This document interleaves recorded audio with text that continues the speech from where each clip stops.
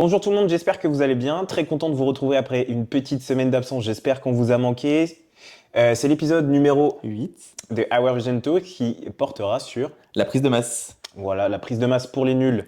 Non, blague à part, la prise de masse et ses limites aujourd'hui. On va essayer de vous éduquer le plus possible à ce sujet.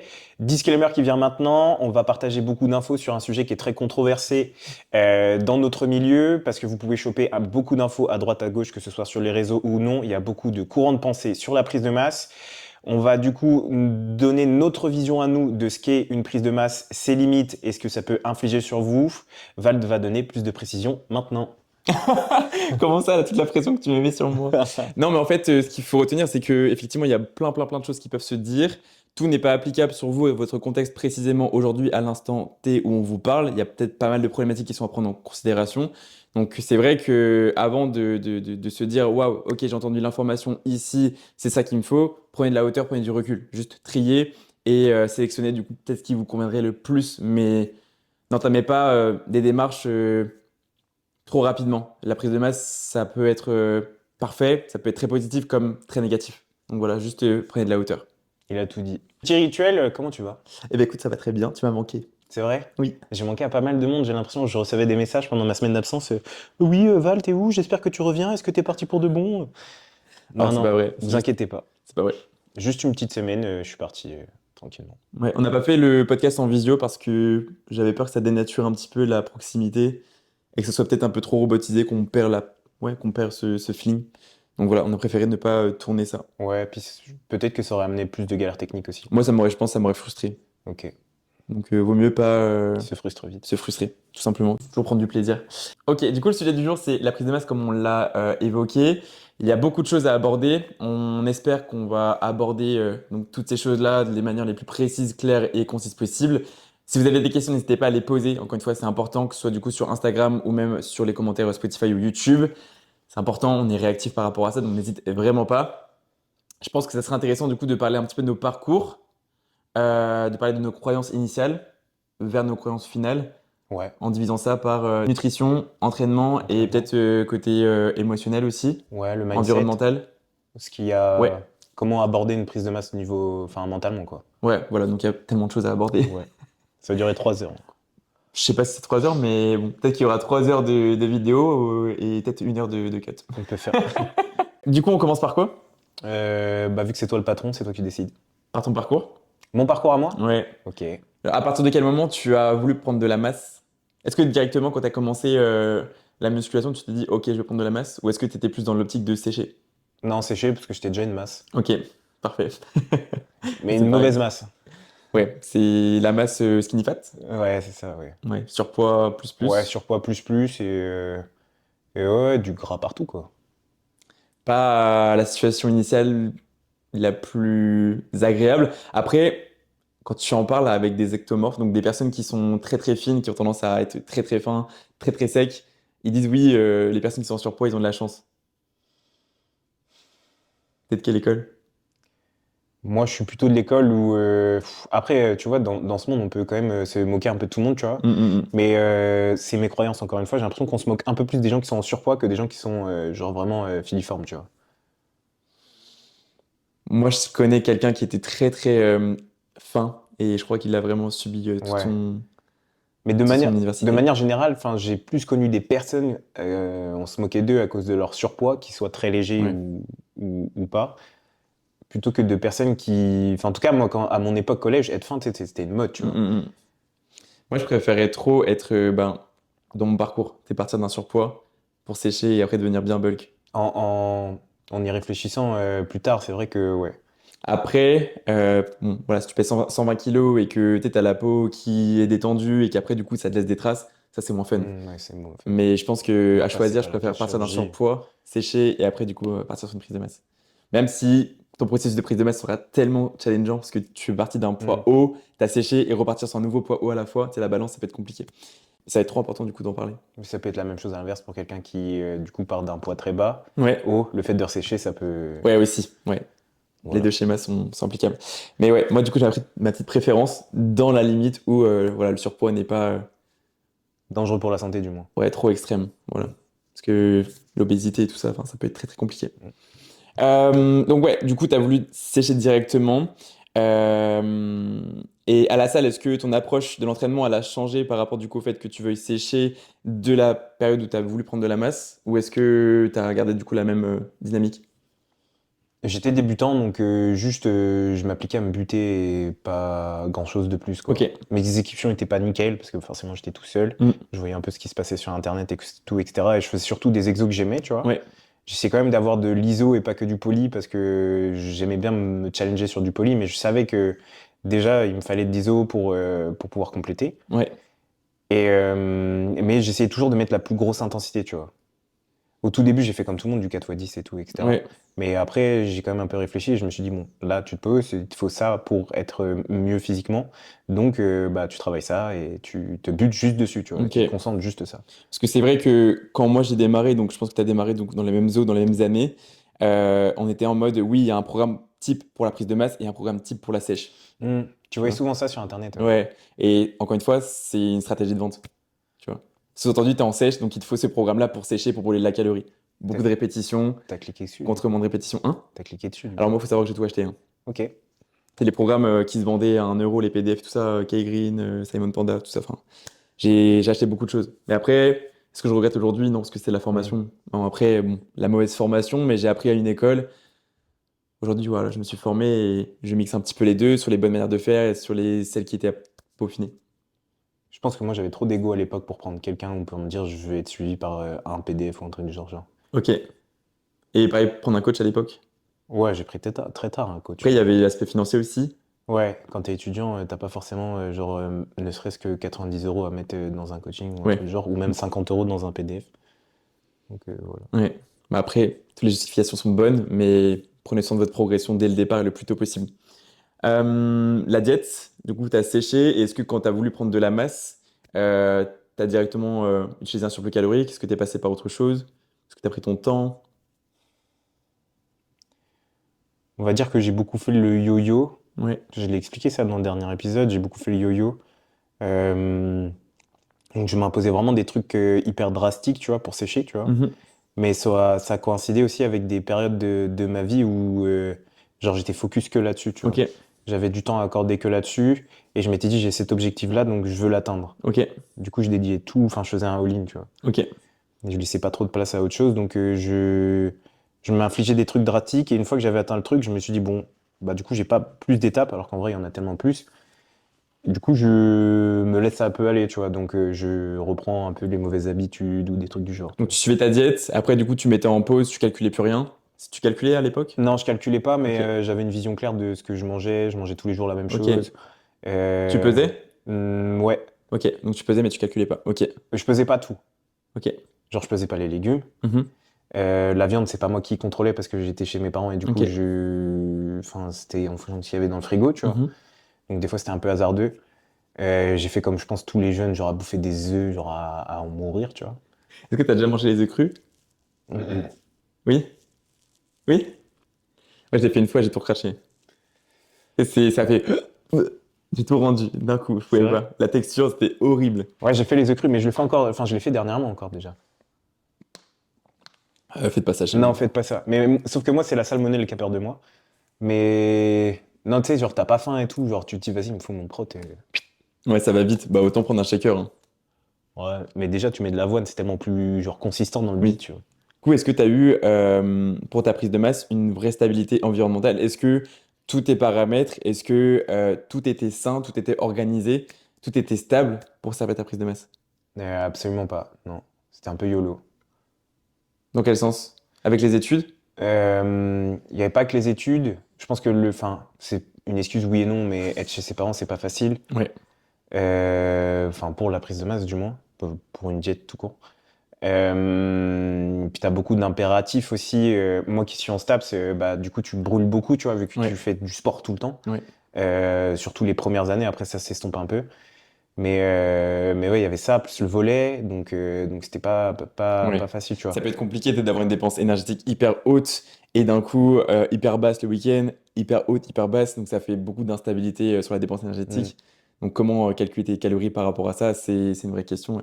Ouais. Puis Et t'as une vie étudiante aussi à côté, donc tu sors pas mal. ouais. Donc il dit vie étudiante, dit alcool, tout ça. Donc ça se répercute vachement vite, tu vois, sur ton physique, tu vois. Ok, avec du recul, qu'est-ce que tu pourrais, je dirais, changer à ta manière de faire si jamais tu devais recommencer ta prise de masse quand tu as commencé? En vrai, moi je suis de la team, regrette rien parce que ça te forme forcément pour le futur, tu Mm, vois. mm, mm. Et je vais pas mentir, ces années-là, genre je les ai kiffées parce que bah, j'ai fait un peu ce que je voulais Ouais, et j'ai vécu genre tellement d'expériences et tellement de moments incroyables. Mais si je changerais quelque chose, ce serait peut-être déjà de traquer, tu vois, en dehors du fait que je pouvais sortir et tout, etc., avec les copains et forcément bah, pas respecter une diète ou etc. Je garderais la même intensité à l'entraînement, mais par contre, je traquerais vraiment le plus possible, genre que ok, ce soit la semaine. La semaine, c'est enfin, même si t'as des sorties, c'est pas là où tu sors le plus. Moi, je sortais ouais, plus le le week-end. week-end. Donc, je traquerais vraiment, genre, le plus Ok. précisément possible. Et j'essaierai aussi d'éduquer un peu mon entourage beaucoup plus vite à cet aspect de Pour que toi, la, ça te serve aussi, pour que ouais, ça te mette beaucoup moins de pression. de pression et être Ok, plus à l'aise dans le sens où, bah là, je bouffe un peu tout le paquet de riz à moi tout seul. ouais, Bah, c'est parce que j'en ai besoin, tu vois, ok, parce que j'ai mon objectif. ok. Et est-ce que tu peux nous dire si ta prise de masse a été réussie? Absolument pas. Ok. Résultat? Résultat, T'as pris du poids, t'as pris combien de kilos? j'avais quasiment rien pris. Ok, J'ai dû prendre 3-4 kilos, mais je pense que c'est plus les 3-4 kilos de flotte parce que je sortais et que ok, j'étais fatigué, ok. plutôt qu'autre chose. Les résultats de la prise de masse, c'était quand je t'ai retrouvé? Non. Ou c'est quand t'étais avec l'ancien coach? Ou non, c'était Hmm, avant ton ancien coach? oui, c'était avant mon ancien coach. Ouais. Ok, coach que je connais. Mais j'ai connu. Mathéo, on ne parle pas de toi. Mathéo, t'es un cœur. Mais ok, ça marche. Donc frustré de cette première expérience. Bah, parce que tu es en autonomie et quand tu as beaucoup d'ego comme moi, Ouais. te dire que tu n'y arrives pas tout seul, tu vois un peu ça comme l'échec, tu vois. Et après, tu te dis, est-ce que c'est pas moi le problème? Ouais, mais sachant que c'était moi le problème.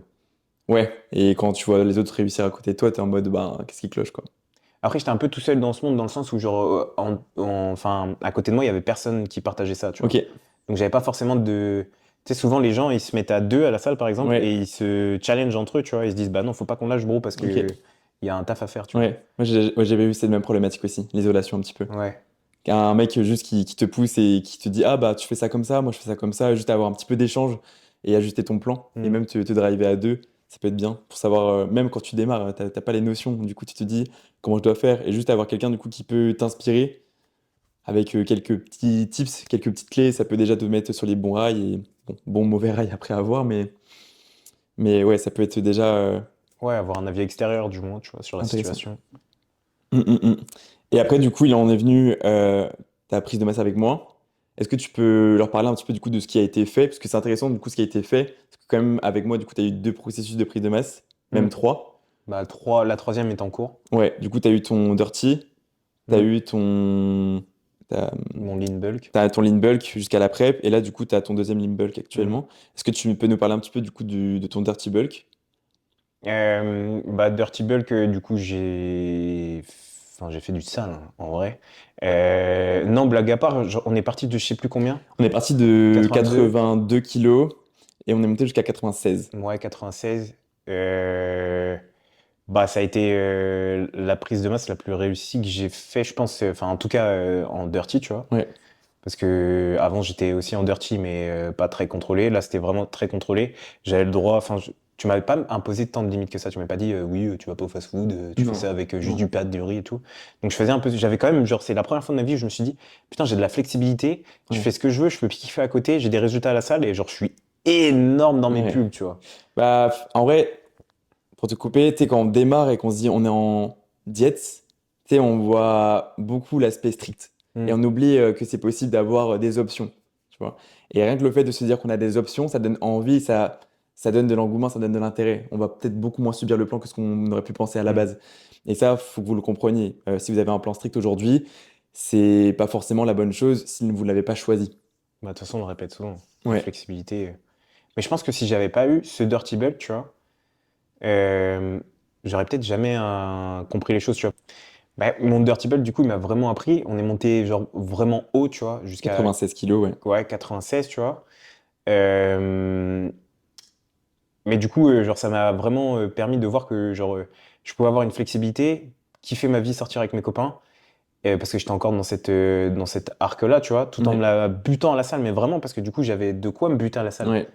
Et de voir que genre je remplissais mes pulls et tout, que j'étais genre juste énorme, tu vois.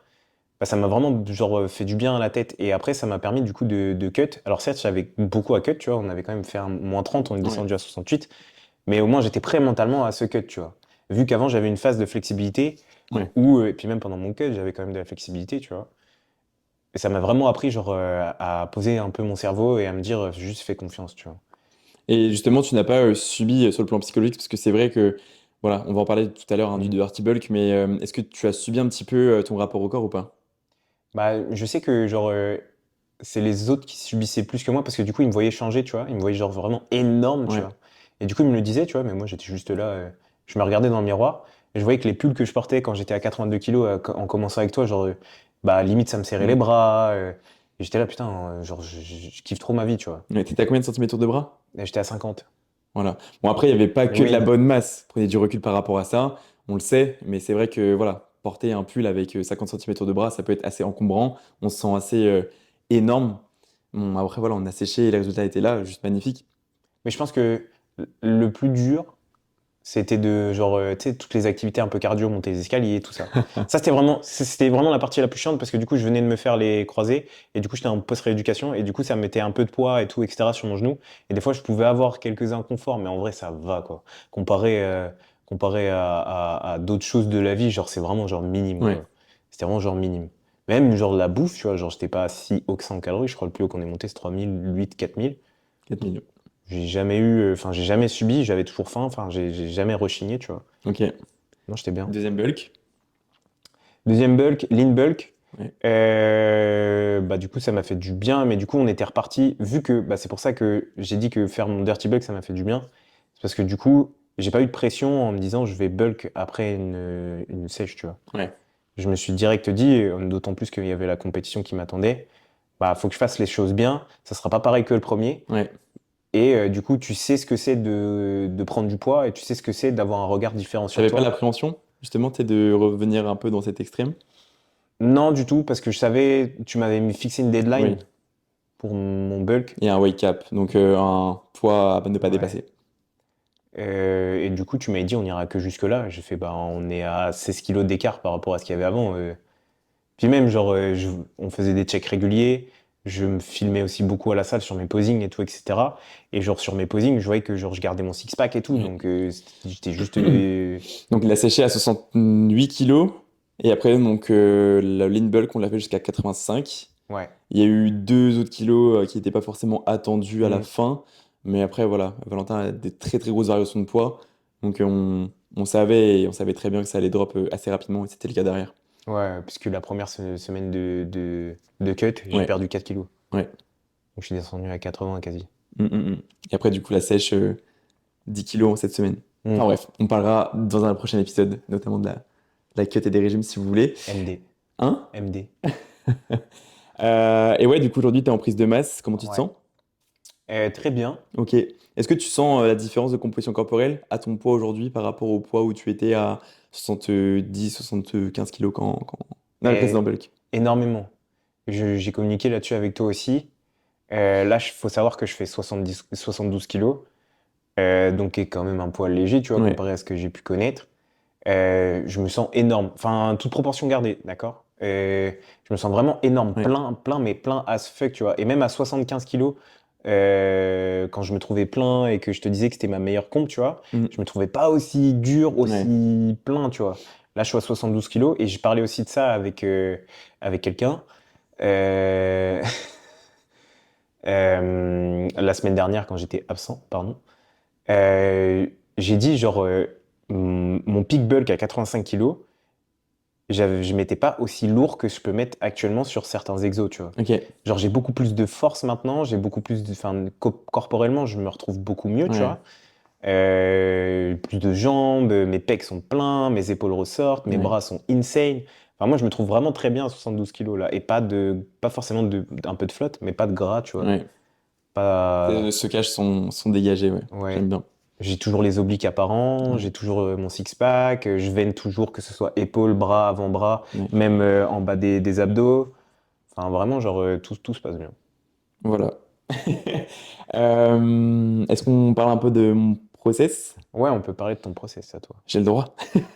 Sachant que ton process est genre, t'as fait, je crois, 3-4 prises de masse. Ouais, mais justement, des prises de masse assez Hmm. compliquées. Alors, moi, donc, comme Valentin, je suis parti d'un surpoids. Je suis descendu donc très sec dès le départ. Et après, il en est venu donc ma première prise de masse. Et là, donc là, pour mon première prise de masse, je suis parti de 78 kilos jusqu'à 105. C'était mon premier bulk. Trois Voilà. chiffres. Voilà. Donc, je me suis dit, vas-y, premier bulk, il faut que je fasse des choses énormes, énervées, tu vois. Je me suis dit, vas-y, faut que je prenne du poids. Et je voyais les choses que par le poids. Et du coup, je suis monté à 105. J'étais trop content. Et arrivé à 105, je me suis dit, waouh, il se passe quelque chose là, c'est chaud. Et ouais, première expérience très compliquée. J'ai fait de la masse musculaire, mais beaucoup, beaucoup de masse indésirable, quoi. Vraiment de la masse que tu veux pas avoir. C'est limite si après, une fois que j'étais au 105, je me disais, mais qu'est-ce que j'ai fait, tu vois. Je regrettais un petit peu. Donc après, il y avait la question aussi de l'apprentissage, de question du déclic, de plus jamais gros, fois 2, plus jamais obèse, mais plus jamais en surpoids non plus. Hmm. Et il y avait aussi donc l'inconfort, il commençait à faire chaud aussi, il y avait la canicule. J'étais au bout de ma vie. Articulairement, ça allait bien. Ouais, ça allait. Après, je m'étais fait une tendite aux deux épaules au même moment. Je pense que c'était surtout un souci de technique. J'ai mes coudes qui s'ouvraient beaucoup sur mes mouvements de poussée, avec un petit peu trop d'ego. Donc voilà, c'était pas une période, je dirais, la plus intéressante psychologiquement.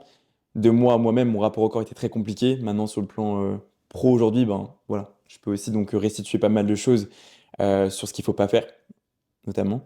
Après, du coup, j'ai ma deuxième prise de masse qui avait été faite. J'étais plutôt bien. Donc, j'étais passé de 105 à 82. Après, de 82 à 90, celle-là était un peu plus OK. J'avais changé de coach.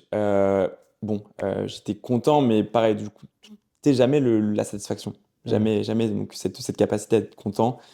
Lean bulk, mais à partir du coup d'une composition qui était assez compliquée déjà. Donc, j'ai envie de dire lean bulk, mais dirty quand même.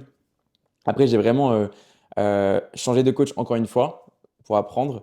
Et là, donc, vision complètement différente. Donc, je suis monté du coup jusqu'à 95.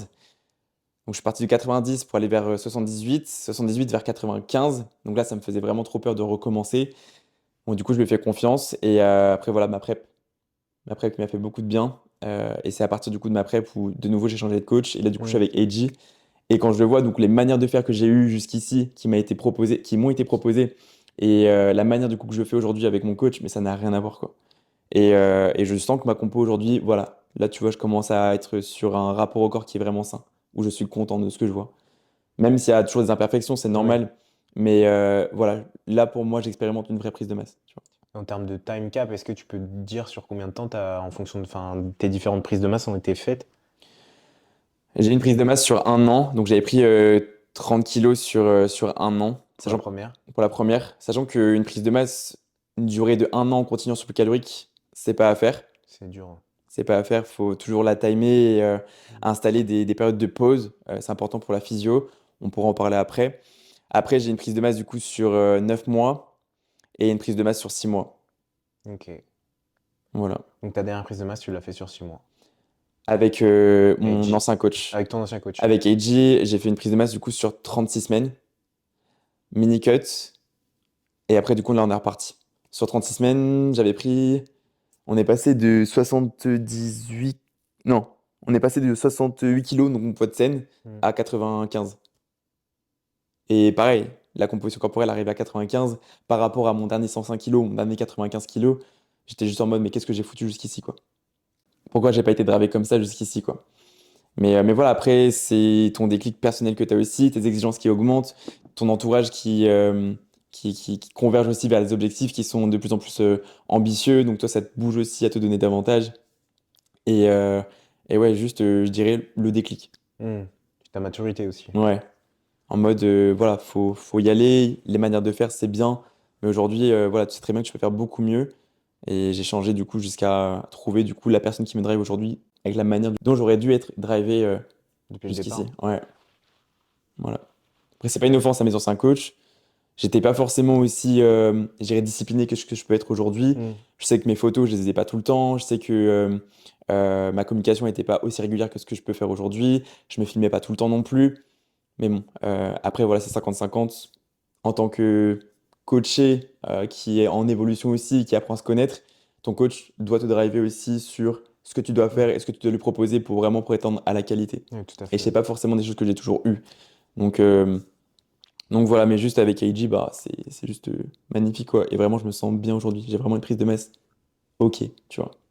Et c'est aujourd'hui, du coup, le sujet du jour, c'est bah, tirer des clés, tirer des outils de ce qui est à faire et ne pas faire Mm. pour en faire profiter votre physique. Voilà. On commence? C'était juste l'introduction. Il a tout dit, hein. On pourrait s'arrêter là, en vrai. Tu veux t'arrêter là? Ah non. Est-ce que tu peux me définir donc les deux notions de bulking Mhm. qui sont donc le lean bulk et le dirty bulk? Ok, donc prise de masse sale et prise de masse propre. Ok, donc dirty c'est sale en anglais et lean c'est propre. Ouais. Ok. Est-ce que tu peux me dire à quoi sert donc le dirty et surtout, je dirais, comment tu le définirais? Bah, la prise de masse sale, c'est... Enfin, on fait pas attention au poids. Mhm. On va pas te dire t'as tant de grammes à prendre par semaine. C'est-à-dire juste tu fais confiance à la diète et on augmente tes calories et puis tu trustes le process, tu vois. Ouais. Et la prise de masse propre, c'est beaucoup plus contrôlé dans le sens où tu as un weight cap chaque semaine. Tu dois prendre tant de poids plus ou moins variable parce que c'est jamais une donnée si fiable que ça, le poids. Et, euh, et du coup, c'est beaucoup plus contrôlé pour atteindre un poids final qui est donné à la base, tu vois. Ok. Même si celui-là peut varier aussi. Il y a Ok. beaucoup, ouais, et encore, je veux dire qu'il y a beaucoup moins de flexibilité dans le lean bulk que dans le dirty, tu vois. Mais on va dire qu'il y a plus d'ouverture dans le dirty parce que tu peux vraiment prendre du poids plus rapidement, plus Ok. facilement que dans un lean bulk, tu vois. Ok. C'est-à-dire que ton lean bulk, il est beaucoup plus contrôlé que ton dirty. Ouais, Ok. Dans tous les cas, la vitesse à laquelle vous prenez du poids, dans l'un et dans l'autre, ça doit être quand même assez cadré, assez mm. mesuré. Évidemment, Valentin disait que le poids, il n'y a pas que ça, il y a aussi vos photos et vos sensations à côté qui sont à prendre en considération. Ouais, et puis même genre toutes les données biométriques, on va dire, ton Oui, état et tout ça. autour. Ouais. Ouais, donc les mensurations, Mm. il y a vos performances aussi à prendre en considération et toute votre santé sur le plan physio. Hyper important, que vous Mm. soyez en lean ou en dirty, hein, Mm. l'un n'exclut pas l'autre. Hyper important. Euh, Mais faut pas voir ça non plus, genre prise de masse rapide et prise de masse lente, tu vois. Oui, bien sûr. Parce qu'il y a des prises de masse qui peuvent durer trop trop longtemps et voilà, tu prends 100 grammes par semaine, c'est pas bon quoi. Puis ça dépend aussi de votre point de départ. Vous pouvez faire un dirty et partir de 60 kilos et aller tout 90, sauf que ça prendra beaucoup plus de temps parce qu'il y a 30 kilos à prendre Ouais, que de faire un dirty qui va durer moins longtemps où il y a juste 20 ou 15. Et ça dépend de comment vous réagissez au dirty aussi. ok. C'est marrant du coup d'en parler. Pour toi, du coup, une prise de masse, ça a duré combien de temps? Pour moi, Ouais. euh... ouah, faudrait que je remette les dates en tête. On va dire que le dirty, il a duré de octobre à février-mars. Ouais. Le lean bulk a démarré novembre et s'est terminé en février-mars. Mm. En février. Parce que c'était un petit lean, hein. Ouais, c'était un petit lean parce que on On avait la concourait prépa aussi. qui suivait. Et là, on a démarré le bulk, ouah, il n'y a pas si longtemps que ça, Mm. il y a 4 ou 5 semaines. Ouais. Dites-vous, un bulk, en général, c'est 20 à 26 semaines. Et encore, ça peut être un peu plus tôt. Ça va dépendre de vos sensations, ça va dépendre du poids que vous escomptez faire. Mais dites-vous qu'un surplus calorique, appliquez-le sur une période ouais, de 18 à 24 semaines. Faites une pause et repartez, histoire du coup de rééquilibrer donc, tous les facteurs de santé et que Hmm. vous soyez vraiment dans une situation où vraiment vous avez la main sur votre processus et pas que votre processus vous échappe un petit peu. Mettez des gaps, mettez-vous des paliers, mettez-vous des objectifs pour vraiment tout cadrer. C'est super important. Ouais. Puis même, je pense, pour le mindset et tout dans sa tête, je pense que c'est aussi important de voir que la tendance peut s'inverser et que ton poids chute sur la balance. Oui, aussi. Ouais. Donc, on va un peu dans tous les sens, mais pour toi, un lean bulk, tu le confies à qui? À quel type de personne? Est-ce que c'est une intermédiaire? Est-ce que c'est une avancée? Est-ce que c'est une débutante? Pour moi, le lean bulk, ce serait plus approprié pour des personnes qui ont un peu d'expérience dans le body Ouais. ou dans la musculation si vous êtes dans le lifestyle, parce que tout simplement, vous avez plus de précision. vous-même, vous avez du coup plus de tracking sur vos macros, vous avez plus d'intensité à l'entraînement, vous savez comment vous entraîner aussi, et vous avez aussi plus de précision de manière générale dans votre vie. Donc, vous êtes plus à même de faire une prise de masse plus propre et plus contrôlée, parce que tous les aspects de votre vie sont au vert. Parce que généralement, vous avez plus de conscience autour des Mhm. prérequis que la prise de masse requiert. Donc moi, je te rejoins sur le côté expérience.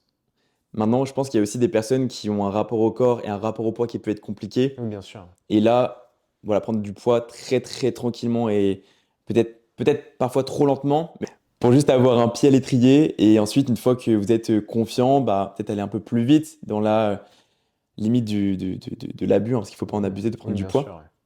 Mais juste voilà, vous montrer que tout va bien, tout se passe bien et tout peut très bien se passer dans la condition où tout est cadré, quoi. Voilà. Donc ça, pour moi, c'est côté expérience et côté surtout psychologique pour les personnes qui peuvent être touchées de certains traumas, certaines peurs. Et après, il y a le dirty bulk. Toujours, je conseille à qui, c'est ça? Ouais. Moi, je conseillerais à des personnes qui sont venues te voir un peu comme moi, tu vois, Mhm. qui ont une expérience limitée ou alors qui ont besoin de prendre du poids, tu vois, et qui n'ont pas forcément de problème avec le fait, enfin, avec le rapport au corps, tu Ok. vois. Parce que ça, c'est hyper déstabilisant. Moi, j'ai pris quand même beaucoup de poids en un espace quand même assez limité, tu vois. Ouais. Et si j'avais pas mentalement une bonne conscience en me disant, je me sens bien dans mon corps, Mhm. peut-être que j'aurais tout whippin et j'aurais juste dit, ouais, là, faut que je perde, tu vois. Ok. Donc, ouais, quelqu'un qui se sent bien dans sa tête, qui est prêt, et on va dire grossièrement une personne qui a du mal à prendre du poids. Ok. Je te rejoins là-dessus. Pour moi, tout le monde peut faire un dirty bulk. Mm. Bien évidemment que les personnes qui ont une compo de base lean, qui sont expérimentées, qui ont vraiment donc un bagage de départ qui est hyper complet, la compo, la compréhension du plan, la technique, l'intensité, je trouverais ça dommage de partir sur un dirty. Honnêtement, faire beaucoup de poids et dégrader la compo, je trouverais ça Ouais. dommage. Maintenant, ça peut se justifier si la personne effectivement se sent peut-être plus forte, plus confortable, beaucoup plus confiante en ayant beaucoup plus de calories, parce que ça va jouer sur votre récupération, le confort articulaire, tendineux et même côté musculaire avec la récupération de manière générale. Il y a des personnes, il y a des gros bodybuilders anglais, américains, qui aiment faire des gros off-saison sales et après se retrouver sur scène quelques semaines plus tard avec des gros physiques écorchés. Ça fait un peu l'extrême, mais ça peut être justifié si la personne se sent bien comme ça et qu'elle en a besoin, tu vois. Même parce que eux, ils sont prêts et ils savent surtout que ça leur est bénéfique à eux. Et encore une fois, cette stratégie, enfin, ça marche sur eux, mais Ouais, ça peut ne pas marcher sur d'autres. ouais. Les skinny fats, ils peuvent y aller dans la mesure du raisonnable Et du aussi. raisonnable. Tout le monde peut y aller, sauf les personnes qui ont, je dirais, un rapport au corps, comme tu l'as dit, pour pas te répéter. Euh, les personnes qui ont un rapport au corps compliqué et des problématiques physiologiques de digestion, de transit, en veux-tu, en voilà. Mm. Est-ce que tu as des clichés, est-ce que tu as des red flags qui te viennent en tête concernant le mot prise de masse? Ouais, celui qu'on entend le plus, je pense, c'est faut manger 4-5 000 calories pour prendre du poids, tu vois. Ok, Pour faire un bon surplus. tu peux aller plus loin? Très loin. Allez, dis-nous, essaie de détailler un petit peu ton idée. T'es pas ma vanne de café. Bah, je pense que les gens sur Spotify comprendront pas parce qu'ils n'auront pas le visuel. Sur YouTube, pourquoi pas? Il y en a qui pensent que pour prendre de la masse musculaire, il faut manger énormément. Mais quand je te dis énormément, Ok. c'est 4-5 000 calories. Alors qu'en soi, non, un surplus, ça peut être très léger. Et ouais, ça fait partie des clichés que j'entends le plus, je pense. Votre total calorique en surplus, il dépend de vous et de vos données de base, Mm. votre taille, votre sexe, votre poids Votre et votre dépense. activité. Voilà. Et même il y a d'autres éléments qui peuvent rentrer en compte, notamment du coup l'effet thermique des aliments, Mm. etc. Ça peut aussi jouer dans la balance. Maintenant, voilà, essayez vraiment de prendre du recul par rapport à ça. Manger 4000 calories alors que vous avez une maintenance à 2000, pourquoi vous mettez à 4000? Vous savez très bien que vous allez faire du poids et du mauvais poids dès le départ. Donc peut-être vous mettre à 2150 ou 2250, pourquoi pas. Ça peut être justifié, mais n'employez pas des calories, n'employez pas un marteau quand il faut employer un tournevis. Voilà, c'est juste inadapté. Tu vois? Non, mais c'est vrai, il y a deux poids, deux mesures. Il faut Mm. utiliser les bons outils et les doser, les mesurer, les quantifier. C'est votre santé hein, qui est derrière. Donc, à vous de voir si vous voulez juste dépérir ou juste vous valoriser et puis vous présenter d'une manière avec laquelle vous êtes censé vous présenter Ouais. avec la Surtout manière. que l'excès, ce sera votre ennemi. Voilà. Généralement, à l'extrême, vous le touchez une fois, mais Pas de donc essayer vraiment du coup de ne pas frôler l'extrême non plus, Mm. quoi. Voilà. Donc voilà, est-ce que tu as un autre cliché? Je sais que quand j'ai démarré, et il y a beaucoup de mes clientes, ils sont comme ça en mode oui, mon poids, il augmente pas, ou alors, tu sais, genre juste voir tout autour du poids. On peut avoir un physique qui gagne en densité, on peut avoir un physique qui gagne en qualité, en ayant un poids qui évolue très peu, voire pas du tout. Bon, bien évidemment, dans le temps, ça va être limitant, mais ne voyez pas tout par le poids. C'est pas parce que vous prenez 15 kilos que c'est des 15 bons kilos. Mm. Ok. Parfois, dans les 15 kilos, il y aura 15 kilos de gras, C'est triste, c'est bien triste. mais c'est très fréquent. Faire zéro masse musculaire, ça serait chiant. Bah, c'est pour ça qu'on voit des physiques qui sont en bulking, et l'été, quand il faut sécher, ben ok, mais tu reviens juste au physique que tu avais au départ. Donc, tu as juste fait de la perte d'argent. Et de temps. Ouais. Euh, le nombre, je pense, mais le nombre d'enfants, mais on a été dedans, hein. Enfin, moi j'ai été dedans, Ouais, moi clairement. aussi. Le nombre d'enfants ou d'adolescents qui se mettent dans des process de prise de masse trop hâtivement, à manger des calories en veux-tu en voilà, à demander des courses à leurs parents. Et je sais qu'il y a des parents hein, qui se saignent pour l'alimentation du coup de leurs enfants qui sont dans le body et qui aspirent à ça, alors que leurs enfants ne font pas ce que le bodybuilding attend d'eux, mais juste les parents, ils s'arracheraient les cheveux. Ils se diraient, mais en fait, c'est de la perte d'argent. Et Mm. juste par respect pour peut-être ben, sa famille, par la personne qui paye les courses, bah, juste fais l'effort de te former, fais l'effort de t'impliquer à 100% parce que ce que tu manges aujourd'hui, ça doit avoir un intérêt. Tu vois. Si tu manges plus, faut faire plus. Donc ça doit te servir pour la suite. Et même avant de manger plus, fais déjà plus, tu vois. Fais Oui, mieux. entraîne-toi mieux. Ouais. La meilleure école pour apprendre à s'entraîner? Bah, c'est l'école Du cut. c'est l'école Avoir Vision. Non, pas du tout. Tu sais, c'est quand on en a parlé Ouais, c'est l'école du précédemment, cut. Oui, c'est. dans le podcast qu'on a dit, Mm, mm. si vous arrivez à vous entraîner quand vous êtes en déficit et à vous arracher sur vos séances, en bulk, vous devez donner 2 fois plus, quoi, parce que vous avez l'énergie, vous avez les cales pour les affronter, vos séances. Ouais. Donc, arrachez-vous. Si vous savez vous entraîner à 1000, t'es à combien? 1003. 1003, moi je suis descendu à C'est 1350 et 1250 sur mon deuxième cut. J'avais 20 000 pas par jour, t'en avais combien? J'en avais 18 000. Cardio, t'avais? Ouais, 3 fois semaine. Moi j'avais 4 fois. Bon, c'est pas la course, hein, c'est Non, pas celui qui en c'est pas faisait le la plus ou compétition. le moins, mais juste on s'entraînait vraiment d'arrache-pied avec ces apports-là. Et on sait que si on avait peut-être 200 calories de plus, on aurait dû donner encore beaucoup Mm, plus, ok? Mais mm. avant de mériter des calories, on devait s'entraîner encore mieux. Voilà. Et c'est pour ça qu'aujourd'hui, quand on est en bulk, on est frustré quand, par exemple, on loupe une série ou qu'on nous dit, enfin, quand il me dit que cette rep-là, j'aurais dû aller la chercher ou aller la tenter et que je suis pas allé au bout de mon effort, c'est parce que, Ouais. genre, vraiment, je sais que, genre, j'ai pas le droit de lâcher une rep ou une série, quoi. Parce que quand t'étais en cut, tu l'aurais pas lâché. Parce que non, je l'aurais pas lâché parce qu'il me la fallait, cette rep. Et il me Mm, la faut mm. toujours, tu vois.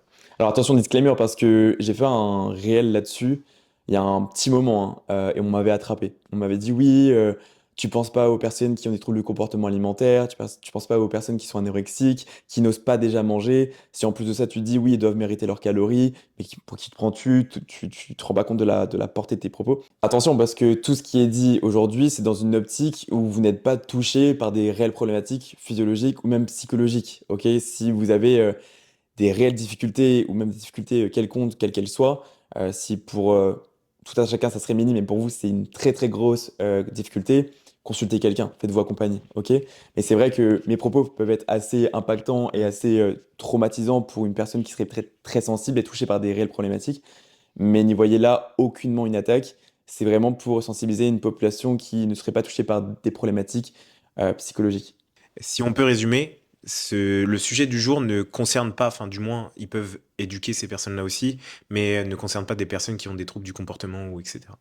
Et justement, pour ces personnes-là qui ont des réelles problématiques, soit sur le plan physiologique, sur le plan psychologique, ou même sur le plan physique, qu'est-ce qu'on peut leur conseiller? Bah déjà, dans un premier temps, de se rapprocher d'un corps médical pour essayer d'aller mieux, que ce soit sur le plan psychologique ou sur le plan santé physiologique aussi. Ouais. Et dans un deuxième temps, bah du coup, si jamais leur objectif à eux, c'est bah du coup de se rapprocher de notre monde à nous, Mhm. etc., c'est de rester à la maintenance. Ouais. Là maintenant, ça sera pour beaucoup la meilleure option. Que vous soyez touché par des réelles problématiques ou non, vous pourrez rester à la maintenance. Je pense que sur 3 mois ou 6 mois, beaucoup d'entre vous auront de réels bénéfices à rester à la maintenance en s'entraînant très dur. Pour rappel, la maintenance calorique, c'est un total calorique qui vous aide à vous sentir bien physiquement, psychologiquement et aussi physiologiquement. Normalement, il doit y avoir un état d'équilibre. Si vous entraînez dur à côté de ça, ou du moins de plus en plus dur, et que vous fassiez vraiment l'effort de vous entraîner de plus en plus dur, il se passera quelque chose sur le plan physique où vous pourrez en être sûr. Ok?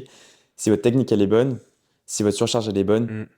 si votre volume il est bon, il est cohérent par rapport à votre récupération et vos priorités, D'exercice. vos besoins et la section d'exercice, tu le dis, tout se passera très bien. Ok? Maintenant, il faut avoir un plan cohérent. Ça, c'est une autre problématique. Mais voilà, à la maintenance, vous pouvez avoir de réels résultats dans un court, moyen, long terme. C'est dépendant de chaque situation, encore une fois. Prenez des pincettes. Mais retenez ceci. T'as quelque chose à rajouter? Non, il l'a très bien expliqué. Ok, trop bien. On parle justement de la transition maintenance calorique au surplus pour des personnes qui n'ont, encore une fois, pas de Mm. soucis quelconques. Pour toi, une personne qui voudrait donc se lancer en surplus calorique, euh, quand est-ce qu'elle doit le faire? Euh, quel green flag est-ce qu'elle doit présenter?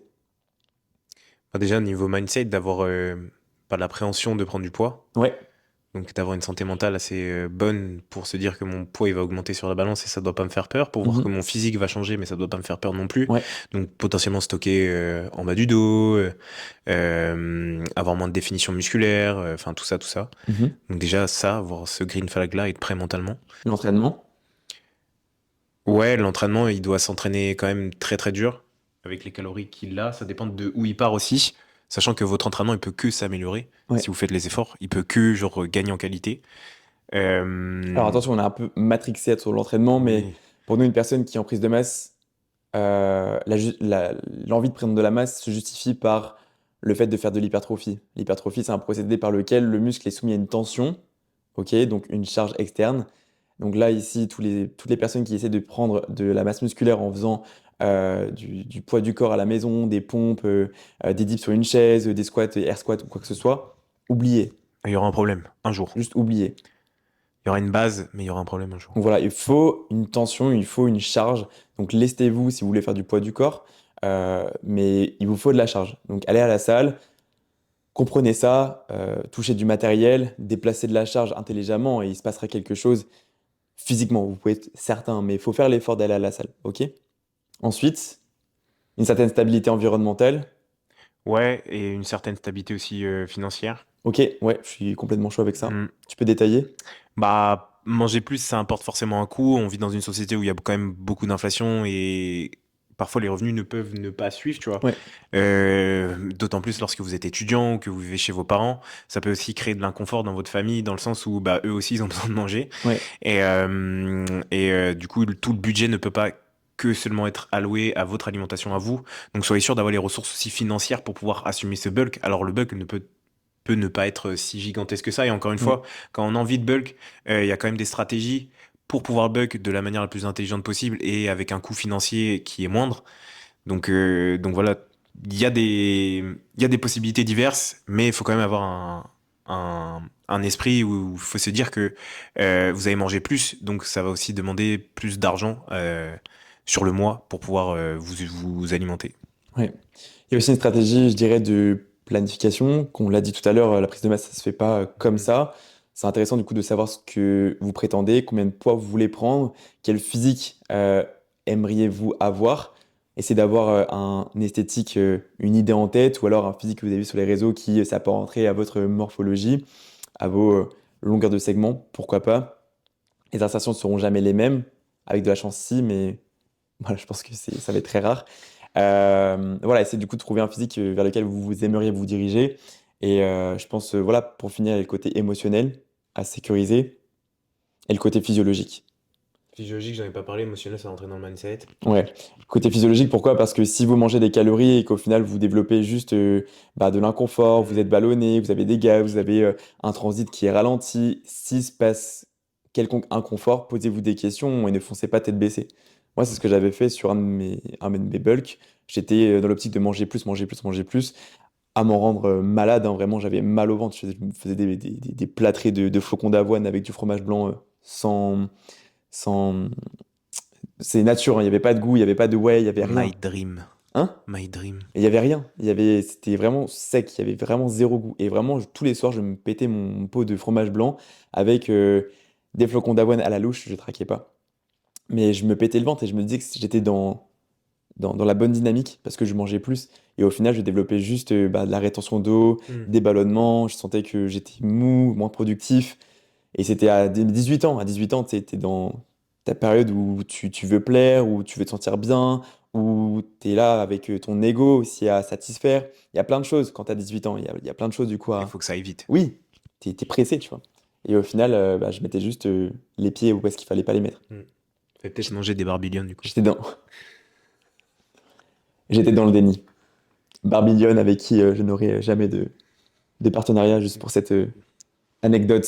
Pardon. Euh, Mais encore une fois, ça veut pas dire que parce que vous avez des inconforts, la prise de masse n'est pas fait pour vous. C'est juste que peut-être qu'il faut adapter la oui, stratégie pour avoir moins d'inconfort et qu'il y a peut-être aussi des intolérances que vous n'avez pas, dont vous n'aviez pas connaissance, que vous avez aujourd'hui. c'est pour ça que la checklist, avant de partir en prise de masse, renseignez-vous et essayez d'être sensible à ce que vous tolérez. Quels aliments Hmm. vous profitent, quels aliments sont peut-être à éviter ou quels aliments sont à utiliser mais avec modération. Voilà, trier, ok? C'est comme la sélection des exercices à la salle. Quel exercice vous donne des douleurs articulaires? Quel exercice vous profite? Quel exercice va être limitant dans le temps? Attention au volume là-dessus, etc., etc. Juste faire des choix précis, rester éveillé par rapport aux analyses et par rapport peut-être aux prévisions que vous pouvez faire, tout simplement. Ouais, J'ai pas grand-chose de plus à ajouter. voilà. À la base, on était dans les red flags Hmm. et on a vraiment divergé. Vers un green flag. Enfin, divergé. On a vraiment élagué la conversation. Ouais, et justement, les red flags, si on y revient, parce que ça fait au moins genre 20 minutes qu'on parle sur une dérive. Du coup, pendant très longtemps, bah, les gens pensaient que prise de masse rimait avec beaucoup moins d'activité. Ouais, Donc, nous, quand on parle d'activité, c'est le cardio, les steps. ouais, Sauf que l'un n'est pas forcément incompatible avec l'autre. Et il y a deux ok. écoles. Il y a l'école de je fais pas de NEAT, je bouffe juste. Ouais, Et il y a l'école de je fais beaucoup de NEAT, énormément de ouais. steps, tu vois. Parce que, bah, pour rester notamment sensible à l'insuline, tu vois. Et du coup, je fais 20 000 steps, comme ça, je peux bouffer 5 000 calories à la journée, tu vois. Ok. Est-ce que tu as eu l'occasion de tester les deux avec des coachés? Non, parce que j'ai toujours préféré avoir une base de NEAT moyenne Mhm. et avoir un apport, parce que aussi, on va pas se mentir, manger beaucoup, ça amène des inconforts. Donc je préfère avoir moins de calories à manger et avoir un NEAT aussi moins élevé, donc moins de fatigue à la fin de ma journée. Ouais, Et surtout moins de pression, parce que 20 000 steps, faut pouvoir les assumer quand on a un ouais. métier, quand on a des séances à faire. Parce que ça représente quand même un volume assez conséquent. Mm, mm, mm. Et en plus de ça, si je dois passer tout mon temps qui me reste à manger devant ma télé, Ouais. non pas que j'aime pas ça, Tu bah manges en marchand, tu sais. ouais, tu fais plein de ta journée, quoi. Ouais. Déjà, le NEAT, moins t'en fais, mieux c'est, pas du tout. Ouais, Juste à je suis bannir. d'accord. Juste pour une raison de santé. Enfin, ça aide tellement à sensibiliser ton corps à l'effort. Et puis, c'est grâce à cet effort minime, hein, juste au déplacement du quotidien, sans parler pour autant de cardio. Mais ça aide au moins ton corps à bouger et puis à vivre au niveau du transit, au niveau de la digestion, la résistance à l'insuline, bref, les hormones, leur équilibre, c'est important. S'il n'y a pas assez de dépenses énergétiques sur le NEAT, donc le nombre de pas à la journée, le déplacement que vous pouvez avoir, mettre un peu de cardio pour compléter, ça peut être pas mal. Sans pour autant partir dans un côté extrême. Mm. Moi, je suis jamais parti dans l'idée du coup de mettre 3000 pas à la journée pour se retrouver en surplus calorique. Jamais de la vie. Ok. Maintenant, j'ai un client qui fait genre 3000 pas à la journée et du coup, je lui ai mis un peu de cardio à côté en fin de séance pour qu'il puisse bouger un petit peu et dépenser pour tenir une bonne comp et une dépense ok, tu vois. C'est son contexte qui lui fait faire Exactement. 3000 Il est pas. étudiant, il passe 8 heures sur sa chaise. Là, tu vois, on arrive en hiver, il fait nuit très tôt le soir. Il pleut. Ouais, tu vois, il pleut. C'est compliqué. Il a pas de tapis chez lui, donc rip. Donc voilà, là j'ai un extrême et j'en ai un autre où effectivement j'avais travaillé du coup avec son besoin, son souhait. Lui, il aimait beaucoup marcher, donc c'est Timothy pour ceux qui le connaissent. Timothy, lui, à la journée, il peut faire 10 000 pas et arrêter. Donc dans une journée classique, il ferait 10 000 pas sans forcer. Sauf qu'il aime bien forcer et lui, c'est forcé jusqu'à monter à 18 000, 20 000 ou même 22 000 pas. Lui, plus il en fait, mieux il se sent, quoi. Et c'est vrai que du coup, on a fait sa première prise de masse, n'importe quoi. C'est sa troisième. On a fait un dirty, un deuxième dirty, et du coup, là, on a fait un lean qui est juste majestueux. Ouais, très beau.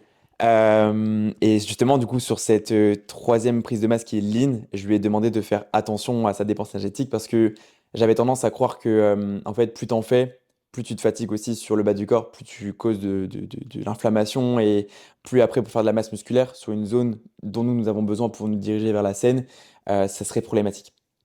Timothy il a besoin de jambes. Bon, elles sont de plus en plus présentes, donc c'est trop bien et je suis très content. Mais c'est vrai qu'un nid trop important, ça peut mener à des contre-performances et à beaucoup d'insécurité articulaire au niveau de la hanche, du genou, de la cheville. Bref, et c'est vraiment de tout prendre en compte. Là, on parle de la marche, du déplacement au quotidien, mais si vous faites de la musculation, plus, je sais pas, moi, une session de badminton, plus une session de natation, vos épaules, les gars, comment veux-tu développer un haut du corps avec autant de dépenses Temps de énergétiques? fatigue, ouais. Tu vois? C'est pour ça que, bon, je diverge un petit peu, enfin, je diverge, je me déplace un petit peu dans la conversation, mais c'est vrai que quand on dit, ouais, le bodybuilding pour créer de la masse musculaire, est-ce que je peux faire telle activité ou une autre activité? Le bodybuilding, je suis désolé, mais une activité de temps en temps, pourquoi pas? Une activité régulière à côté du bodybuilding, c'est juste, mais à oublier, tu vois? Bah, ça vous dévierait de votre objectif qu'il y a à la fin, quoi. Ça Parce vous ferait perdre que, du temps. parce que vous allez juste être en sursollicitation articulaire. Non pas pour autant parler de sursollicitation musculaire, mais articulairement, vous allez juste développer des tensions. Ouais, des blessures après par la suite. Exactement. Donc Mais comprenez que le bodybuilding, ça implique une certaine régularité, une certaine exigence au niveau diététique, de la musculation et au niveau récupération. C'est les trois ou rien. Si vous avez un qui est un petit peu en dents de scie, vous pouvez être sûr que vous allez le payer tôt ou tard. Si votre récupération elle n'est pas bonne, mais que votre diète et votre training sont bons, vous allez forcément se ressentir sur votre assimilation des calories, sur votre digestion, ou alors du coup à l'entraînement, vous serez peut-être moins performant. Et voilà, juste l'un a un effet sur les deux autres, et peut-être les deux peuvent avoir un effet sur un. Enfin bref, vous avez compris, tout est hmm. lié. Et non, Morgan, le NEAT ne fait pas grossir les jambes. Voilà. La joke. Mais même là, tu vois, je parle que nutrition, musculation et Et côté récup. récupération, mais il y a aussi l'aspect émotionnel. Tu Hmm. vois. Si t'as pas de stabilité de manière générale, ça peut, même la stabilité émotionnelle, si on n'a pas, ça peut en pâtir sur les trois, quoi. Tu peux Hmm. ne plus dormir, tu peux mal t'entraîner et tu peux mal manger, ou Hmm. même ne plus réussir à manger, quoi. Bah, le trop, après, ça va faire un trop plein et du coup, tu craques, tu vois. Mm, Trop mm. de volume dans tes séries et dans ton entraînement, tu vas juste péter un plomb, passer 3 heures à la salle et perdre du Ouais. temps. Trop de NEAT, tu vas péter un plomb et tu vas avoir l'impression de passer ta journée à faire ça. Et trop de calories à bouffer, bah, c'est la même chose. Tu vas avoir l'impression de trop manger et de passer ta journée à manger et finalement, tu vas dire qu'est-ce que je fais de ma vie, quoi. Donc voilà. Et la problématique qu'on peut aussi amener, c'est le rapport à la faim. Tu Hmm. vois? Parce qu'il y a des personnes qui partent en surplus calorique sans même avoir faim, ou des personnes qui sont en surplus calorique aujourd'hui et qui ont encore trop faim. Tu vois? On répond à la première problématique. Ouais, après, la faim, c'est subjectif aussi, hein. Ouais, Il y a des gens qui ont l'impression d'avoir faim, mais au final, c'est la faim c'est émotionnelle. juste émotionnel. Ouais, exact. Et Barbillon. pour une faim qui est outre émotionnelle, si vraiment sur le plan, tu vois, physiologique, ça passe pas. Genre, il y a des relents, il y a un inconfort, dès que tu manges, tu te sens lourd, tu as envie de vomir. Qu'est-ce que tu fais pour ça? Bah, déjà, j'augmente pas les calories, je change ma stratégie alimentaire. Ouais, comment tu fais? Bah, si par exemple, j'ai un gros total calorique et que genre à manger, c'est impossible, tu vois. Ouais, Bah, déjà, j'en discute avec mon coach ou si je suis pas accompagné, j'essaye de changer ma stratégie alimentaire, trouver des aliments qui prennent peut-être plus de taux calorique, mais qui me permettent de respecter quand même ma journée ok. et qui sont plus facilement ingérables, on va dire. Exemple? Pas les barbillons, du coup. On a Non, mais une anecdote avec les Barbie je suis désolé, du coup, ça revient souvent. Non, mais par exemple, moi je sais qu'il y a pas très longtemps, tu vois, bah du coup j'étais quand même en prise de masse, mais Mhm. j'avais du mal à manger, tu vois, parce Ouais, que j'avais un peu de stress et que j'avais vraiment du mal à ingérer mes calories, ouais, d'où les œufs liquides en début de vidéo. Mais du coup, ce que je me suis dit, je vais essayer de, bah c'est pas à faire non plus, tu vois, mais je vais essayer de quand même ingérer mes calories, mais d'une autre manière, pardon, de les assimiler, mais le plus simplement possible. Du ok, coup, moi la manière la plus simple que j'ai trouvée, c'était en liquide. ok. Donc, Calories liquides. ouais, shaker, Ouais, avoine, banane, tout ça, tu ouais. mets du miel. Si tu as besoin de lipides, tu mets du lait. Enfin, tu vois, il y a plein de stratégies à adopter pour pouvoir avoir ton total calorique et tes macros respectés à la fin de ta journée, indépendamment de ta sensation de satiété. Ouais. Toujours en veillant à votre confort. Hyper important. Ok? Parce que si vous passez du non-faim à une faim qui est grandissante d'un coup, j'ai envie de vous dire bingo, si vous déclenchez la faim, c'est très bien. Juste maintenant, essayez de faire l'effet inverse sans pour autant perdre la faim. Passez des pommes de terre au riz, et si vraiment le riz ne vous suffit plus, bah, passer sur un riz en quantité un peu plus haute, un peu plus élevée, et après, quitte à revenir sur des pommes de terre, mais une fois que vous avez vraiment cet équilibre et cette faim. Parce que partir en surplus calorique sans avoir faim, c'est généralement pas la chose à faire. Non, c'est compliqué après, hein. Psychologiquement, ça va vous peser. Ouais. Physiologiquement, il va se passer quelque chose, et je pense qu'il se passe déjà quelque chose qui n'est pas normal. Voilà, on est censé avoir faim quand même. Il y a des gens qui n'ont pas faim parce qu'ils sont pris sur le côté rush, tu vois. Je démarre ma journée, j'oublie de manger, Hmm. tu vois. Ça peut être un côté organisationnel, émotionnel. Il y en a qui font passer ça sur le jeûne intermittent en plus. On vous voit. Manger vos 3000 calories le soir parce que vous avez oublié de manger la journée, impossible. Impossible, impossible. Trop dur, trop dur. Manger 3000 calories d'un seul coup, C'est pas à impossible. faire. Ou même là, je dis 3000, ça peut très bien être 1500 ou 1200. Juste attention. Juste faites attention. Faites attention. Que vous soyez un homme et une femme, hein. Parce que là, du coup, on parle d'un sens global, sens général. Les femmes ont une sensibilité plus poussée que les hommes de manière générale. Donc faites attention si vous êtes une femme. Euh, Ouais, faites attention. Et justement, dans le sens inverse, si la personne elle a très faim dès le départ, qu'est-ce qu'on fait? Bah, du coup, on essaie de changer de stratégie alimentaire aussi, tu vois. On inverse, on met justement plus de volume Ouais. alimentaire.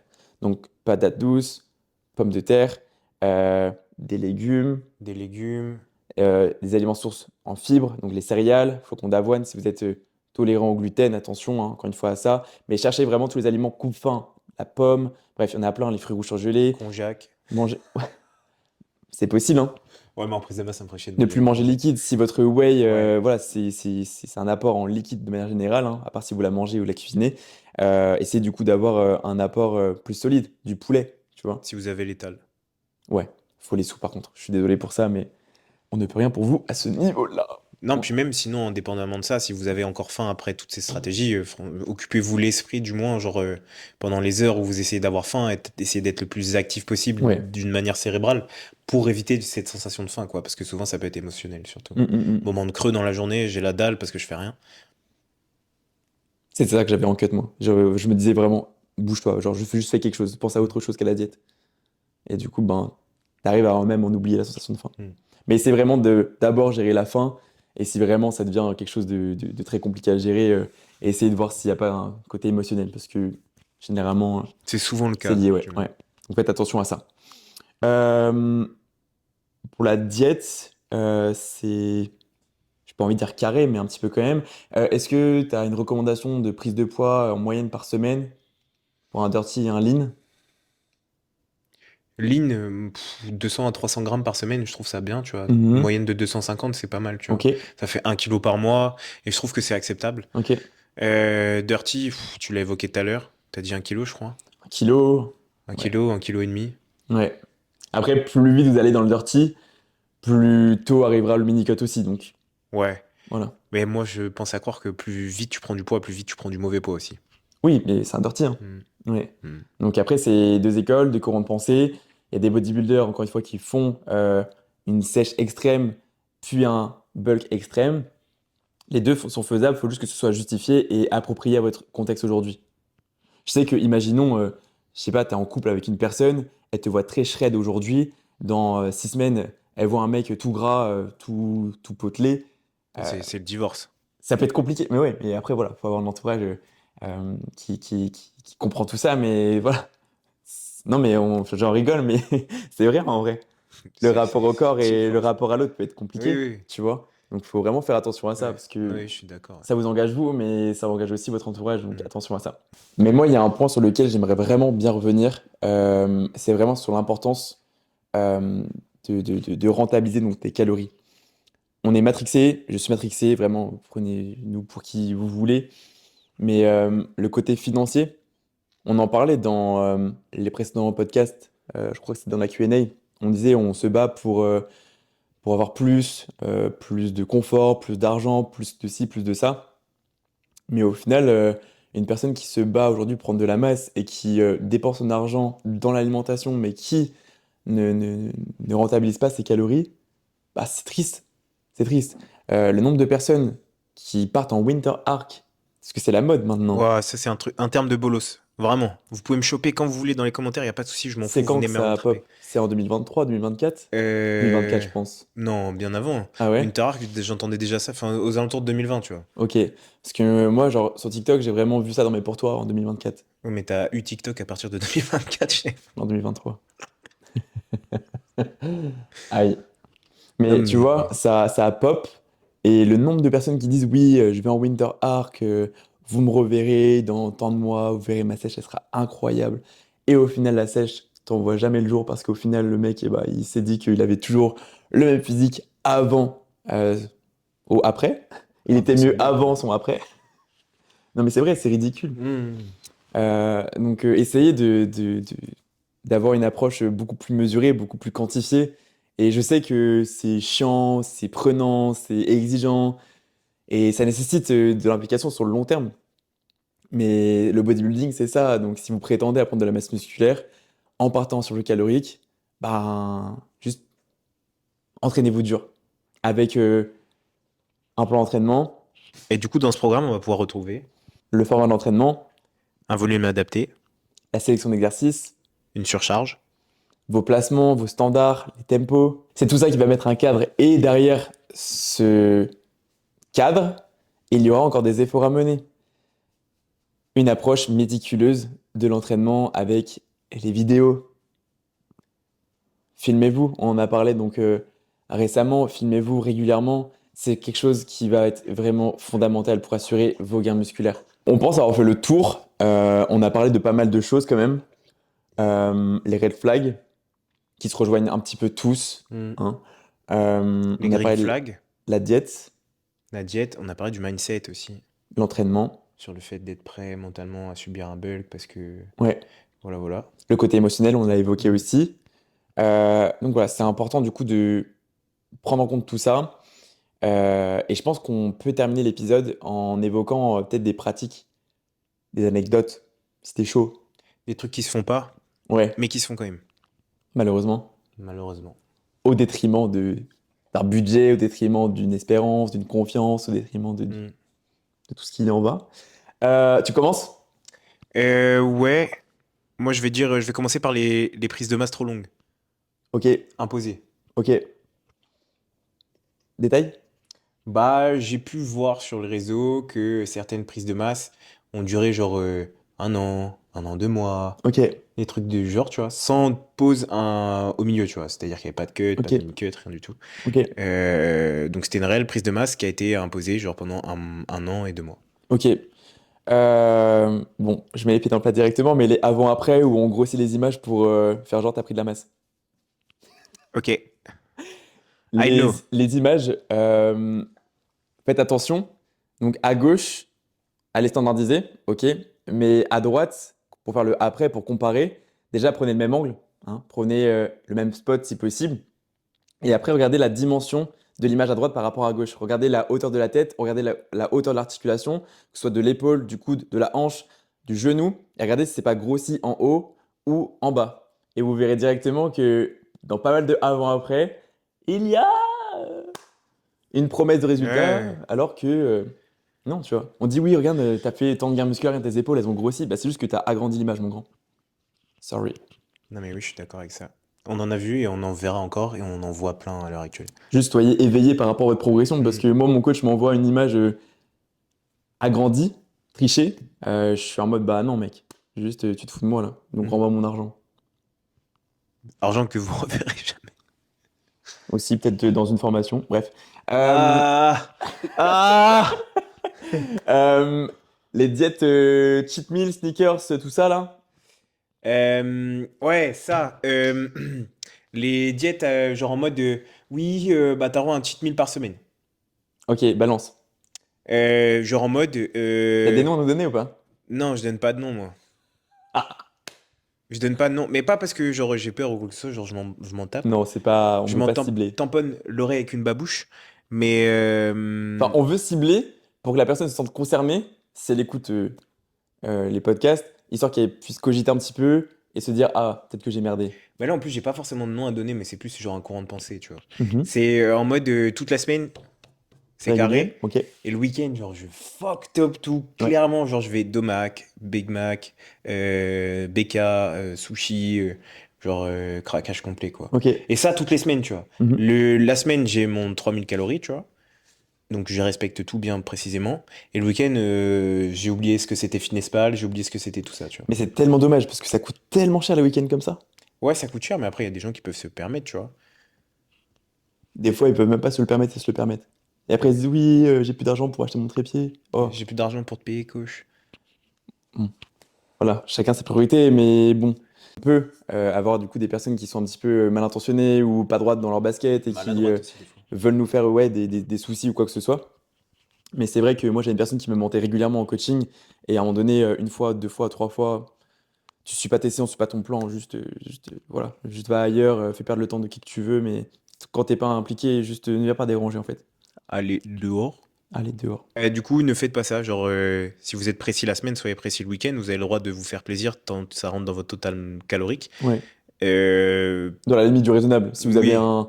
une barre que vous aimez bien manger à la journée et qui est comptabilisée et que voilà, il n'y a pas trop de, je dirais, d'aliments plaisir dans la journée au risque de dégrader votre qualité alimentaire, c'est OK. Mais voilà, si vous avez plus de plaisir que d'aliments productifs, posez-vous des questions. Puis en plus, si vous avez une diète full aliments transformés, vous allez faire que de la flotte, ça se verra sur votre physique, il Mm. y aura aucune qualité. Donc, Vous avez juste tout à perdre en plus. apprenez à manger bien, mieux et responsabilisez-vous là-dessus. Ouais. Je balance encore là parce que j'en ai plein, hein. Oh, mais toi, t'as trop la haine contre les gens, c'est pour ça. Mais non, c'est juste, je vois des pratiques, je me demande comment c'est possible. Mais je pense que tu sais, les diètes imposées ou les diètes, Strict? oui, les diètes Strict, strictes, imposé sans l'avis de la personne? ouais. Ouais. Donc ça, pour moi, ça se fait plus, à part dans un cadre de prépa. Et ça se fait plus, Hmm. normalement. J'ose espérer que ça se fait plus, ou j'ose espérer que ça ne se fera plus. On espère. Donc ça, et même les diètes qui ne sont pas des diètes, c'est-à-dire que tu as des conseils que ChatGPT pourrait te donner, alors que tu payes un coach pour avoir de la précision, alors que ChatGPT pourrait te donner plus de détails que ton coach te donnerait. Ça, c'est grave, je trouve. Hmm, les diètes qui sont juste une liste de courses? Détails, Bah, en mode, on te balance une liste de courses et on te dit, bah, ça, c'est des aliments sains, tu peux manger, vas-y. sans sensibilisation, sans guide. Non, sans forcément de toto, sans forcément de Ah macro. oui, ok. Juste une liste de courses. Ok, en mode mange. En mode, ça, c'est bon, tiens. Ok. Je sais qu'il y a pas mal de diététiciens. Bon, je les mets pas tous dans la même case, attention, n'attrapez pas ma veste non plus, mais c'est vrai qu'il y a pas mal du coup de diététiciens. Bon, après, c'est aussi une façon de faire pour avoir du client et du revenu régulier. C'est-à-dire quand tu as une personne qui veut perdre du poids ou même prendre du poids, elle leur envoie des quantités ou donne des aliments et dit oui, tu peux manger ça, mais sans pour autant donc sensibiliser au total calorique, à un certain timing alimentaire, un certain confort, etc., etc. Ce qui fait que chaque mois, quand tu as ton bilan, ou chaque semaine, quand tu as ton bilan avec eux, bah, tu payes déjà ton bilan, et en plus de ça, donc tu payes la visite, et en plus de ça, bah, tu dois revenir pour une prochaine diète parce que du coup, tu n'as pas été sensibilisé sur certaines fondations. Imaginons, ton spécialiste te donne un total calorique à 1200 calories parce que tu es en reverse diet et que tu veux remonter tes calories, et ben lui sait à combien de calories tu es aujourd'hui, mais il ne te donne pas les outils Hmm. pour remonter tes calories seul parce que voilà, tu serais forcément du coup une perte d'argent. Tu vois ce que je veux dire? Ouais, je suis C'est d'accord. clair ou pas? Non, non, oui, Ok. c'est archi clair. La reverse diet, voilà, on part d'un total calorique bas pour remonter progressivement. C'est dépendant du coup de certains contextes. Voilà, on sait que ça se fait de moins en moins et ça se fait plus particulièrement dans des contextes de compétition, pour certains contextes qui le nécessitent, mais ou alors quand il y a des cas, des soucis alimentaires et des comportements alimentaires très compliqués, ça se fait beaucoup. Mais voilà, si votre spécialiste, si votre coach ne vous sensibilise pas aux calories que vous avez aujourd'hui, si ce n'est pas votre demande, euh, voilà, il se fait de l'argent sur votre dos. Parce qu'il ne veut pas que vous gagniez en autonomie. Ouais, puis je pense qu'il faut vachement s'informer aussi, puis pas pour votre culture à vous, je pense que c'est bien Mm. de savoir ce que vous faites, quand et comment. Genre rien à voir, mais ma mère aujourd'hui, elle m'a envoyé un réel. Elle m'a dit, tu sais, elle a vu un mec à RBC qui avait réalisé donc une exécution. C'était un développé militaire d'un science-based. Je sais pas si tu vois qui c'est. C'est une story récente. Elle me l'a envoyé ce matin. Elle me dit, c'est vrai ce qu'il dit. Dans son réel, il dit, oui, j'ai fait ma réhab au niveau de l'épaule grâce à mon lait entier. Ma mère, qui n'est pas une personne aguerrie, qui n'est pas une personne qui a la connaissance, elle me dit, c'est le lait qui a soigné son épaule. c'est lunaire, mais je me dis que ma mère, qui est de sa génération, croit ça, mais je me dis qu'il y a aussi des personnes qui sont de notre génération qui sont pas forcément euh, informées, qui vont peut-être croire ça aussi, tu vois. J'étais en train de chercher qui c'était, mais j'arrive pas à savoir. Ouais, je pense que ça a disparu. Ma mère m'a envoyé ça sur Insta. Et je trouve ça grave quand même, parce que c'est encore une fois donc une pratique de putaclic. Ouais, combien même le lait, genre, c'est Ça a bon des pour bienfaits. vos os. Combien même, genre, le lait, c'est bon pour la santé de vos os. Ça n'a aucun rapport avec le fait. En plus, genre, la réhab de ton épaule. Ça veut dire que, est-ce que c'était un problème articulaire, un problème tendineux, un problème musculaire? Enfin, Ouais. C'est tellement vague le en lait, fait. ça peut pas tout résoudre, quoi. Mais non. Donc voilà, je trouve que c'est ça assez marrant parce que tu te joues en fait de la naïveté de certaines personnes pour créer une frustration, un questionnement. Et après, voilà, ça va générer du contact. Ah oui, le lait et tout. Oui, j'ai les recettes pour te soigner, etc. Hmm. Mec, la réhab, ça se fait avec un travail musculaire, avec de la surcharge Ouais, progressive et travaillant RIR, ouais, carrément. tu vois. Puis en plus de ça, après, il y aura plus de lait dans les supermarchés, je pourrais plus faire ma crème de riz. Non, mais c'est grave, tu vois. C'est grave. C'est grave, donc faut faire attention à ça. Les plans d'entraînement qui sont basés sur une certaine périodicité, programme 12 semaines, forcément, Ouais, toutes les 12 semaines, les programmes putaclic. ouais. En fait, c'est des programmes qui vont amener un caractère alléchant, attrayant, parce que vous allez avoir une routine qui va changer toutes les 12 semaines, c'est cool, mais vous ne prendrez jamais de masse musculaire avec ce genre de programme-là. Non, parce que vous n'aurez pas de standard, vous n'aurez aucun moyen de progresser sur certains exercices qui peuvent vous faire du bien et vous faire prendre du muscle, tout simplement. Dites-vous, un programme, sur 3 4 semaines, vous prenez vos marques. Et ensuite, vous installez des surcharges progressives. Ouais, Et moi, j'ai une story avec ça. C'est une cliente, du coup, Flavie. Tu vois qui c'est? oui. Et bien, Flavie, elle avait son programme, du coup, sur 8 semaines. Elle surchargeait. Mais elle chargeait, du coup, 60 kilos, 62 kilos 5, 65 kilos. Elle faisait une surcharge progressive sur son hip thrust. C'est cool. Mais je regarde ces vidéos, je fais, mais Flavie, tu peux charger plus. Hmm. Et si je l'avais arrêté à son programme à 12 semaines et je l'avais cyclé comme les marketeurs, comme les vendeurs, parce que j'appelle pas ça des coachs, si j'avais réalisé donc la même approche que certains font, en fait, Flavie se serait arrêtée à 70 kilos au bout de 12 semaines, alors qu'au final, au bout de 6 mois, elle était à 200 kilos. Non, mais oui. Et imaginez donc la densité musculaire qu'elle a créée, imagine le gap musculaire qu'elle a créé, et je vous invite du coup à aller voir la transformation qu'elle a eue, parce que je pense que toutes les femmes aujourd'hui aimeraient avoir son fessier.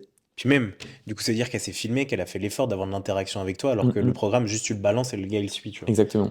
Donc il y a un copier-coller du coup que tu vas recevoir, Hmm. un copier-coller du coup que tu n'auras jamais de correction. Ou alors si, parce que je connais des coachs aussi qui font ça, ils envoient un programme sur quelques semaines, je crois que c'est 8 ou 12 semaines qu'il envoie. Tu as le droit de lui envoyer toutes les vidéos de tes exécutions de la première semaine, il te les corrige une fois, et après c'est stop. Genre après tu te démerdes. Mais frère, ta surcharge progressive, c'est pas.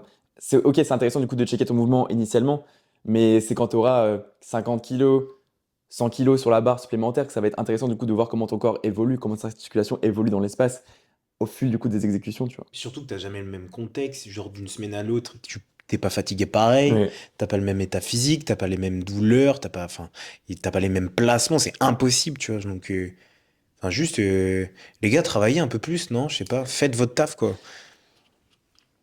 On est là pour faire tomber des têtes. Pas du tout. En vrai, on cible personne, mais voilà, après le but c'est de vous éveiller et puis potentiellement du coup que ces coachs-là se reconnaissent dans leur process et qu'ils se disent, mais en fait, juste faut que je me bouge en fait, ça se fait pas, ça se fait plus. Et même si c'est du vol, tu vois, c'est pas du travail. Mais ouais, c'est grave du vol. ChatGPT travaillerait Mais, peut-être mieux que vous, tu vois. mais moi, genre, ça me débite ça, genre, enfin, ça me débecte, genre, de te dire que, genre, et encore une fois, nous, on fait des erreurs, tu vois, genre, dans notre process, dans notre manière de coacher les gens, on a commencé d'un point zéro et on fait forcément des erreurs, on a dû apprendre avec eux, etc. Et on est loin de dire qu'on est les meilleurs du monde, mais juste nous, au moins, on bosse, quoi. On bosse et on est toujours là à proposer des trucs et on est toujours là pour les gens, pour qu'ils s'améliorent. Et enfin, c'est un métier passion, tu vois. Et de voir qu'en face, genre, t'as juste des gens qui te balancent un programme, un PDF et te disent démerde-toi, mec, ça fout la haine, quoi. Et moi, le moment où je l'ai compris, tu vois, qu'il y avait des vendeurs et des coachs, c'est le moment où, tu sais, on a parlé de la course à la compétition, Ouais. cet épisode-là. Mm. On faisait plein de références à des pratiques qui s'avèrent vraies. Et encore une fois, là récemment, j'ai entendu des trucs venant de ce coach-là précisément, que je disais que c'était un marketeur et un vendeur, non plus un coach. Et voilà, j'avais raison, parce qu'il y a des personnes qui ont atterri à l'hôpital, il y a des personnes qui sont finies en dépression à cause de ce coach-là, parce qu'il leur a vendu du rêve. Et il a eu des propos verbaux qui ont été démesurés et pas du tout adaptés pour des personnes qui avaient des réelles pathologies, des réelles complications physiologiques. Donc zéro considération. Donc non seulement ton client n'a pas les résultats qu'il veut, mais en plus de ça, tu l'enfonces psychologiquement, alors qu'il n'y peut rien, tu vois. C'est juste une approche et de la compétence, de la spécificité à lui apporter. Et au final, donc toi, tu enfonces. C'est la future athlète qui puisait, la pauvre. Elle a fini, je crois qu'elle a failli avoir une crise cardiaque en plus. Donc elle a fini à l'hôpital. Donc voilà, très drôle. Comme quoi, peut-être qu'on peut paraître mauvais et peut-être spicy à l'instant où vous nous écoutez, mais je pense que avec du recul, dans quelques semaines, vous vous rendrez compte que, peut-être qu'il disait pas que de la merde à ce moment-là, tu vois. Après, on n'est pas là pour prêcher la bonne parole, tu vois, mais c'est juste Non, que il y a des comportements qui nous horripilent et qui nous débectent, mais au plus haut point, et juste on en discute, et puis voilà, encore une fois, c'est juste du chat, tu vois. On partage quelque chose avec vous aussi, et voilà, c'est pour ça aussi que l'aventure, genre, elle est trop bien, tu vois, c'est parce qu'on a la chance de pouvoir partager ça avec des gens, tu vois. mm, mm. Et, et si on peut, par la même occasion, sensibiliser à des pratiques qui sont genre juste mauvaises et qui vous feront perdre du temps et qui en plus de ça peuvent potentiellement vous Ouais. engager votre santé, que ce soit physique, physiologique ou mentale, bah c'est tout bénéf pour nous. Si on a déjà juste ça, c'est déjà un bonheur quoi. Est-ce que tu vois d'autres red flags, d'autres pratiques aberrantes? Concernant la prise de masse, Ouais. euh, hum, hum,